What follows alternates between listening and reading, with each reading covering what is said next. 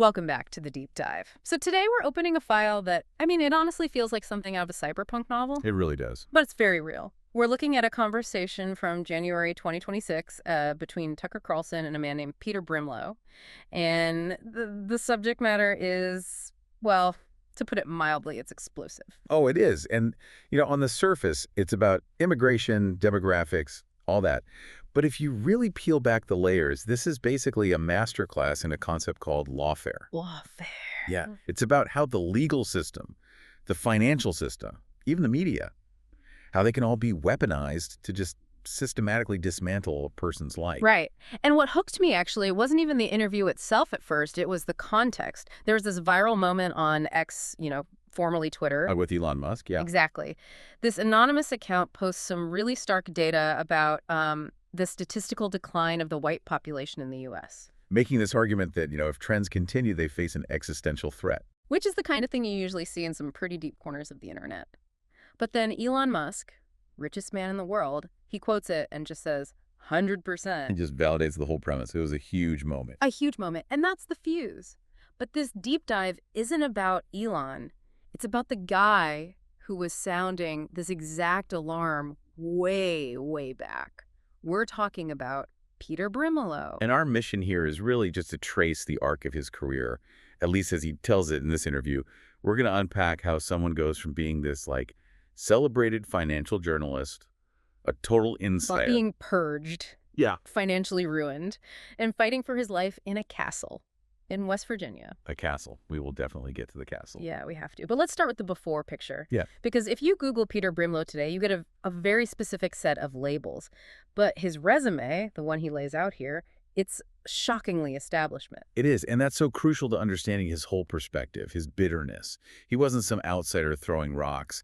He felt like he helped build the building. He's an immigrant himself. Yeah, lived here for 55 years. He was a senior editor at National Review. He wrote for Barron's Fortune. Forbes. These aren't fringe newsletters. This is the Bible of American capitalism. You don't get cover stories there unless you are deep inside the establishment. Exactly. He was in the inner circle. But the catalyst for his downfall, the betrayal, as he puts it, it started with a pen stroke in 1992. The cover story for National Review. Time to rethink immigration. And that piece, looking back, it was like patient zero for the modern immigration restrictionist movement on the right. Because at the time, what was the consensus? The consensus, even for conservatives, was just immigration is good for business. More people, more GDP. Simple. But Brimelow and his editor, John O'Sullivan, they started to challenge that. For about 5 years, right? For 5 years, yeah. They Yeah. pushed this idea that, a nation is more than just an economic zone, that cultural cohesion actually matters. You can only poke that bear for so long. And in 1997, the bear swiped back hard. Brimelow calls it a purge. And it was William F. Buckley himself, the founder, the Pope of modern conservatism. He comes out of semi-retirement, fires John O'Sullivan, and pushes out Brimelow and anyone else he called an immigration patriot. So, Yeah. why? This is the fascinating part. Brimelow's had 30 years to think about this. What's his theory? He's got a few. The first one is just, basic human nature, Yeah. jealousy. Seriously? He thinks Buckley was jealous of O'Sullivan's success, of the buzz the magazine was getting under him. Yeah. Buckley was the Sun King. He didn't want anyone else casting a shadow. Petty, but believable. I've seen it. But there was more to it. The donors. Always the donors. He says the Republican leadership, people like Newt Gingrich, were furious. Right. Their corporate backers wanted cheap labor. They wanted open markets.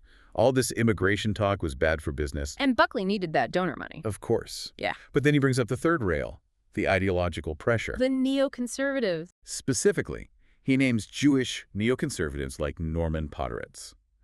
Brimelow's argument is that this group had what he calls an Ellis Island view of America. And frankly, they were terrified of a self-conscious white majority. So they saw this paleoconservative rise as a direct threat, and they leaned on Buckley to crush it. That's his claim. And it worked. National Review basically stopped talking about immigration for 20 years. So Brimelow's out. He's been, constructively dismissed. No more fancy parties. What's a journalist do when the presses won't run his stories? He built his own press. And this is the birth of VDARE.com. And the name itself, VDR, after Virginia Dare. The first English child born in the New World. That is not a subtle signal. He's explicitly framing the American story around that specific colonial heritage. No, not subtle at all. And for a while, the internet was his lifeboat. He says it rescued them. They bypassed the gatekeepers. By 2019, they were raising almost $4 million a year. Which is how they could afford a castle. Okay, we're back to the Berkeley Springs castle. Why? Was he trying to be a Bond villain? It sounds like it, doesn't it? But his explanation is that it was defensive. They kept trying to book conferences in hotels. And they'd get canceled. Every time. Activists would pressure the hotel, and they'd pull the plug at the last minute. He realized if they ever wanted to meet in person, they had to own the venue. They needed a fortress. But owning that fortress, that physical asset, that's what gave his enemies the opening they needed. This is where we get into the lawfare part of the story, which I have to say was the most terrifying part of this whole interview. This is the real cautionary tale. The attack didn't come from West Virginia. It came from the New York Attorney General, Letitia James. Okay, but VDARE is in West Virginia. How does a New York AG have any power over them? It's the jurisdiction trap. Back in 1999, when VDARE was just starting out, their pro bono lawyer was in New York. Ah. And just for convenience, he registered the charity there. They never had an office in New York, never did any business there. But that one piece of paper, filed in Albany decades ago, gave the AG jurisdiction over everything they did, everywhere in the world. So she has jurisdiction. What does she do? Does she charge them with a crime? No. And that is the absolute key to understanding how lawfare works. There were no criminal charges, no fraud, no embezzlement, nothing. So what was the attack? She launched a massive civil investigation into their quote-unquote governance. And she unleashed what he calls the subpoena cannon. The subpoena cannon. I like that. It's devastating. She demanded millions of pages of documents, every email sent or received for years. But the real poison pill, she demanded the names of their donors and their anonymous writers. Oh. And in this climate, you know exactly what happens if those names get out. You're doxxed, fired, harassed. Brimelow talks about the leak of Nikki Haley's donors. Yeah. He knew if he handed that list over, it would end up in the hands of activists, so he refused. So he's trapped. He can't comply without burning his own people, but fighting it must cost a fortune. That's the entire strategy. The process is the punishment. In fact, Brimelow points to this quote from one of Letitia James's operatives, a guy named Rick Sawyer. What did he say? Yeah. Journalists caught him on tape at an ADL conference, and he basically gave the game away. He said, while hate speech is protected by the First Amendment, charities can be subpoenaed to death. Subpoenaed to death. That's not law enforcement. That's a siege. It's just resource depletion. VDARE spent over $1 million out of pocket on legal fees. But worse than the money, he says, was the time, the administrative hours. They couldn't fundraise. They couldn't write. They were paralyzed. And it worked? Perfectly. VDARE suspended operations in mid-2024. They were bled dry. And now the AG is suing Brimelow personally, alongside the foundation. He's 78 years old, facing bankruptcy. It's a total dismantling. But it wasn't just financial. The interview also covers the physical safety angle, which feeds into this idea that the law is applied differently. The Colorado Springs story, that was something else. Yeah, the incident with Mayor John Suthers. Mm-hmm. VDARE booked a conference at a private hotel. The mayor goes on TV. Yeah. And announces that if protesters, like Antifa, show up to disrupt the event, the city would not extend police protection to the people inside. Hold on, wait a minute. I'm not a lawyer, but isn't the job of the police to protect people from violence, regardless of their views? Historically, yes. In the civil rights era, the law was crystal clear. It's called the heckler's veto. You can't let a hostile mob shut down speech. The police are legally required to protect the speakers. But Brimelow's saying that's been turned completely on its head. Completely. He argues that now, if you get labeled dissident right or white nationalist, the state just steps back and tells the mob, go ahead. Yeah. He's sued over it. Yeah. He actually got 16 state attorneys general to sign a brief supporting his case, but the Supreme Court refused to even hear it. Wow, that refusal must have felt like a confirmation of everything he believed. It absolutely confirmed his worldview. Mm. He thinks there's now a white nationalist exception to the law. Which leads right into the core of his whole ideology. He asks Tucker this question. Why is every group encouraged to have ethnic self-awareness except for whites? And that's the central grievance. He believes the system is fundamentally anti-white. And because he defines American by its founding stock, he sees it as anti-American. It all connects for him. The lawfare, the media, the lack of police protection, it's all proof of the same bias. Okay, let's shift to political strategy, because he's not just complaining. He has this very specific theory on how to win elections, the sailor strategy. Right. And this is some fascinating political math. It's named after a writer, Steve Saylor. But to get it, you first have to understand the alternative, which was the Rove strategy. Karl Rove, George W. Bush's guy. Exactly. Rove's argument was that, for Republicans to survive a more diverse America, they had to soften their image and go after minority voters. Which, on the surface, makes total sense. It seems logical. But Brimelow and Saylor say the math just doesn't work. They point out Bush got a historically low share of the white vote. The Saylor strategy is the complete opposite. What does it say? It says, forget chasing voters who fundamentally don't like you.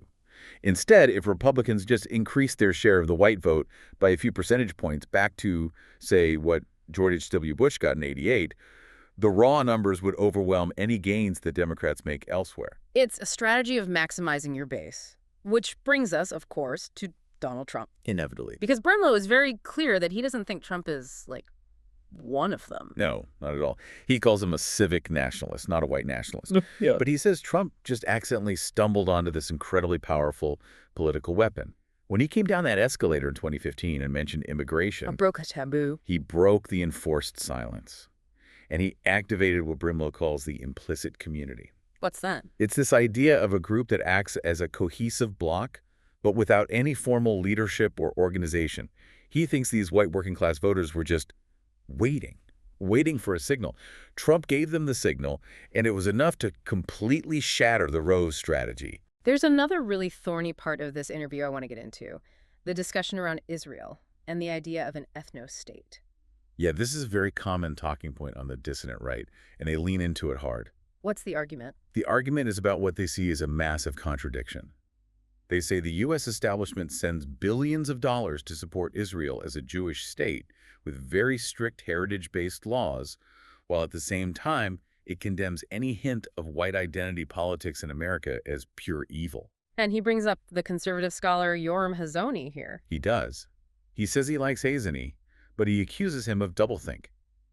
He claims Hazony refuses to admit that Israel is an ethno-state. Why? Because, Brimelow argues, if he admits it for Israel, he creates a precedent that American whites could then use to argue for their own interests. Yeah.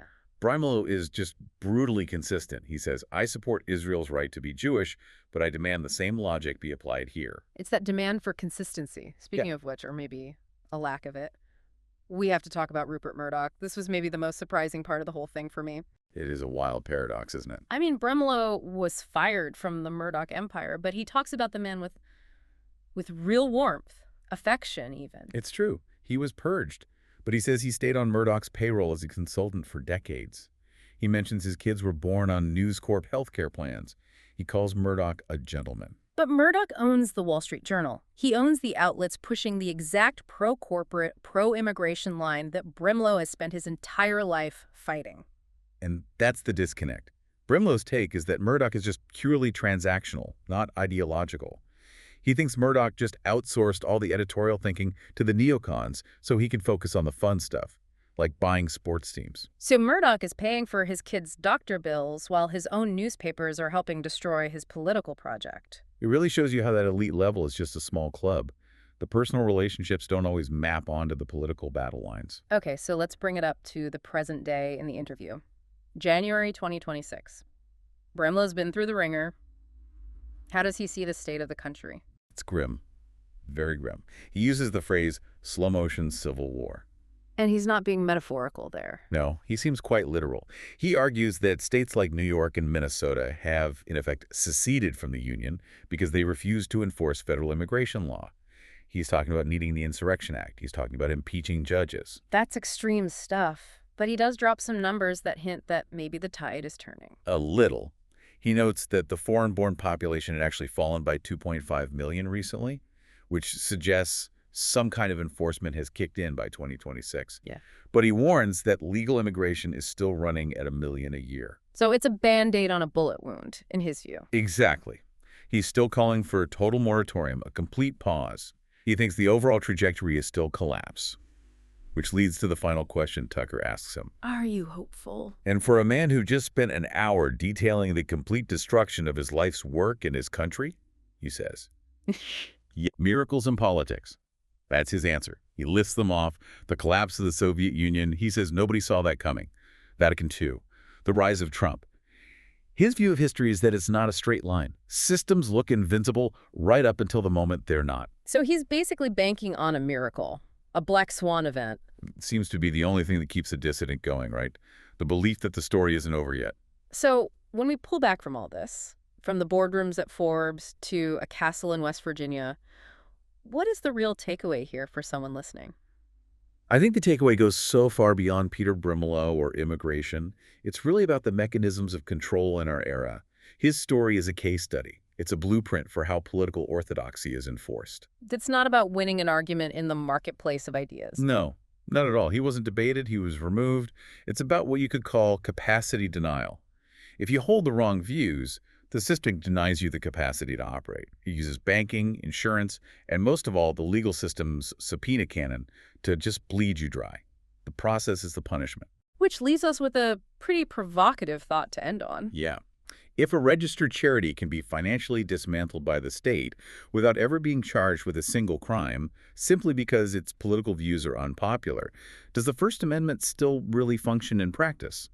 Or has it just become a luxury good that only the very wealthy or the very compliant can actually afford to use? A question that should probably keep you up at night no matter who you vote for. Thanks for joining us on this deep dive. We'll see you next time.